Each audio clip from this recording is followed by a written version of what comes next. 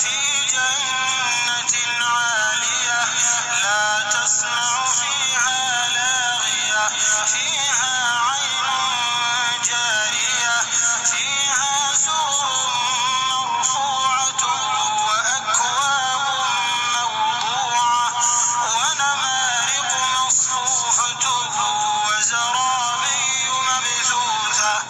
بھلا تم کو ڈھانپ لینے والی یعنی قیامت کا حال معلوم ہوا ہے؟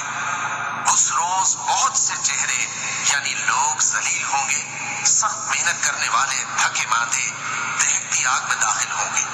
ان کو ایک کھولتے ہوئے چشمے کا پانی پلایا جائے گا. ایک سخت خاردار جھاڑی کے سوا ان کے لیے کوئی کھانا نہیں ہوگا جو نہ مفید غذا بنے اور نہ بھوک میں کچھ کام آئے. بہت سے چہرے یعنی لوگ اس روز شادماں بھی ہوں گے، اپنی محنت کے بدلے پر خوش. بہشت بری میں وہاں کسی طرح کی لغو بات نہیں سنیں گے.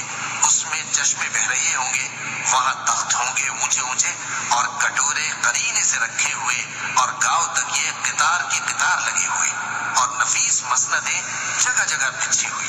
أفلا ينظرون إلى الإبل كيف خلقت وإلى السماء كيف رفعت وإلى الجبال كيف نصبت وإلى الأرض كيف سطحت فذكر إنما أنت مذكر لست عليهم بمسيطر إلا من تولى وكفر فيعذبه الله العذاب الأكبر إن إلينا إيابهم ثم إن علينا حسابهم.